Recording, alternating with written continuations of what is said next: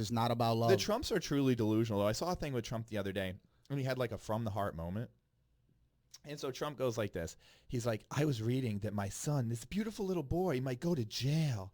And I'm thinking to myself, like, do you not realize, like, some of the stuff that you guys are doing might possibly lead one of you to jail? Like, how disconnected could you be? Because it was, like, really, he wasn't, like, bullshitting or covering up for son. It was for the heart. He couldn't even fathom that maybe Don Jr. was anything questionable about his character at all. And I was like, what world is this guy, like, legitimately living in? Well, he loves his boy. Listen, they're a close-knit family. We know he loves Ivanka. Ivanka. What a beautiful girl. Did you see her at the G20? Yeah, Ivanka she's a star. At the G20, that's our perfect segue. We can go right into the G20. She busted into Yes, photo shoots in the G20. She stepped in front of Mike Pompeo. She's caught on camera trying to speak to other dignitaries where she's a babbling brook, has no clue what she's talking about. I think she changed clothes like 15 times for every photo shoot, like black for the DMZ, white for the ballroom. Like, what the fuck is this girl doing? She is a fashion plate. Listen, let me explain something to you, my friend. We had to look at fucking Chelsea Clinton for how many years? So let's enjoy this, right? And I know you're a man of the ladies. I mean, everybody see this guy on camera? This guy, you know, you're Chronic over here. That is not true. But no, but my point is, Ivanka is like, all right, all Trump shit aside, you didn't even know who she was. You look at her. She has got it really going on. I mean, she's hot and rich. She's accomplished. She seems like she's nice. And all the Trump shit. Her hair is never out of place. She is. And then you see her with Jared Kushner, and you're thinking, she's got a really great heart because she could be with anybody. Listen, I'm not going to name names, but a whole bunch of chicks are fucking NBA players, and all of them. She settled down with Jared Little Kushner. Dude, she That's probably sweet, did isn't all. it? She probably did all of that. Number one, probably still She does has all not of that. fucked one for right person now. in the NBA. But Jared, how dare you say, don't you say that? Who knows how many people in the NBA she probably fucked? Don't you say that. Let's be honest. Jared Kushner is just like her dad. He's like a more homogenized version of Trump. Like he's kind of shady. He's involved with like all this weird shit. He's got tons of real estate investments. Nobody knows if he's negative 300 million or positive 300 million. He's a baby Trump. He's a little Trump. Yeah, he'll get on his knees for any dictator. Like, I mean, it's right up the course for her. She was like, you know what she thought to herself? She goes, this little guy here, I can plug him right into what I got going on. You know what else is fascinating too? So there was these Sean Hannity tapes that came out, and they were texts between Manafort and Hannity. And Manafort goes, they want me to snitch on Donald Trump or Jared Kushner. The FBI wants him to snitch. So that lets you know those two are guilty as shit right there. But they want me to snitch on that. And then Hannity, being the Trump aide that he is, goes, well, you know, Trump didn't do anything. But what did Jared Kushner do? Right. And then Manafort goes, oh, nothing. They just want us to snitch because we did nothing. And you could tell that the whole conversation was like awkward and kind of like arranged a little bit because they thought people might be listening, which obviously they were. But that just lets you go right there that the Trump family thinks Jared Kushner is expendable. They do. They're like, well, Trump didn't do anything, but what did Kushner do? If they could pin this all on Kushner, they would just let him. That would have happened. Go to jail, no problem. That would have happened already.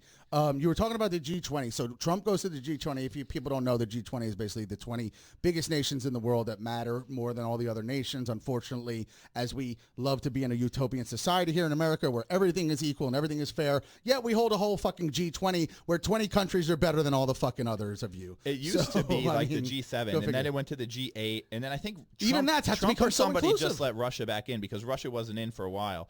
But what's funny about those two is, they deserve to be there. You know, they never have the meetings in the U.S. because the riots around these meetings are so intense that they keep them in other countries where they can have like more security. So Trump gets to see Putin again. Pooty Poot. By the way, George Bush used to call him Pooty Poot. If you didn't know that, I think that's adorable, and I might even name my next dog that if I didn't think that it would land me in jail. But so Trump gets to see Putin again, and nobody fucking likes it. This is bad. Why are you meeting with this evil, terrible person? Why did meeting even with the bad guys so we can at least kind of not have fucking the global thermonuclear war like war games? You know what I'm saying? Matthew Broderick. Isn't it a good thing to sometimes meet with these people so we can keep shit chill? It's good to all meet other with shit people. aside. You should meet. If I was a president or anybody that is a president, should meet with everybody. Should build those relationships to see who they get along with, who they don't get along with. All of that is fine. The Trump scenario with Putin is a little different because Trump and Putin have secret conversations, which even the Americans aren't privy to. There's been election hacking, which it seems like Trump invited in the 2016 election, and then Mitch McConnell and Trump have invited again in the 2020 election. And so then when Trump and Putin get together and they start joking about election hacking, joking about clamping down on the media, and basically just seems to be laughing at the modern world, laughing at democracy, seeming to be enjoying I would say, their kind of new lawless atmosphere that they're living in, it kind of is off-putting to a lot of us. Yeah, well, if you believe in the Russian hoax, it definitely is. Now, that wasn't as newsworthy. What really kind of trumped with Donald Trump that was that he then took that opportunity to go to North Korea, the demilitarized zone. Folks, I don't know if you understand this. No president's ever done this ever before. This is pretty historical. It is historical. The news spun this to be shitty. Aren't we doing something right? They look at it like, here's what the news is saying, because CNN is big on this. There's been a lot of people critical. They apparently want war with Russia and North Korea, which I don't fucking get, because there's going to be no CNN if we have war with these people. There's no reporting. We're fucking all fucked, right? Well, so let's be careful what we really want here. Why are they so hostile to this guy trying to chill these things out? CNN has a guy, Will Ripley, that they always have over in North Korea. Because I always watch him, whether he's a young guy like us, and I always think to myself, man, how long before they abduct this guy? But somehow he keeps his... it's inevitable. Yeah, he keeps his good standing with North Korea. He's really rolling the dice these times. He's been there so many times. But, why is it bad he meets with this guy? Okay, I don't think it's bad that Trump meets with him. And I do believe, and there are some liberals who have said, and progressives, that said we have to accept North Korea's nukes. Because the reality is they're not going to get rid of these nukes. And as long as we could just like kind of freeze the amount of nukes that they have and just kind of, you know, open up lines of communication, Kim Jong-un seems to be relatively... of a modern person, I guess, compared to normal leaders in that country. So I think people see it as an opportunity to maybe just squash this. But the problem is America's whole stance for years and years and years has been no nukes in North Korea, no matter what. You make a very good point. We have certain countries, a lot of people don't know this. I think there's only 10 countries that have nukes in the world. Israel, by the way, is not even on record with their nukes. How about that? Israel's a big secret. It's a big secret. And there was just actually an article that came out that some people think they have about 80 or 90. But India has nukes. Pakistan has nukes. Pakistan has nukes, surprises a lot of people. Yes, it does. So they've got their shit. You got the United States, you got Russia, you got China. So let's say there's under 10 countries. France has nukes. So here's the bottom line. England, I believe, has a couple nukes, but they all have way less. And then we're going to hit commercial. We'll take a break after this. At the end of the day, I think you just hit on the head. We need to give up the whole North Korea not having nukes thing and just suppress it like we do with Russia, like we do these other countries. That, hey, okay, you can keep them, but fuck, dude, we need you to play ball. Bad news about that slippery slope.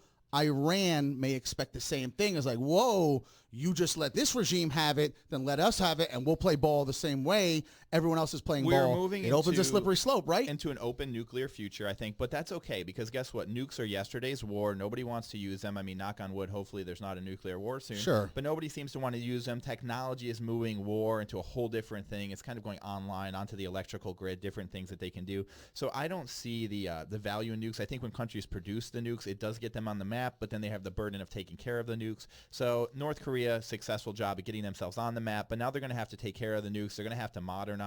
They have all kinds of other problems over there. I mean, if they just gave their people internet, they're going to freaking lynch Kim Jong-un at the center of town. So there's a lot of other issues with them coming online that I don't think we really have to worry about. You know what I mean? I think they're going to self-implode in the process. Right. Well, that's true. There's silent weapons for quiet wars. It may not be a nuke. Sometimes it's just putting an electromagnetic pulse and take Wi-Fi is the best modern weapon, my man. Yeah. You're listening to Kid Chronic Treez. This is Ruthless Politics. Pump it up. Pump it up. You've got the 4th of July episode. We've got so much more to talk about. The Betsy Ross sneaker. You know you wanted it so badly. Well, you can't fucking get it now. Too bad. I like Nikes.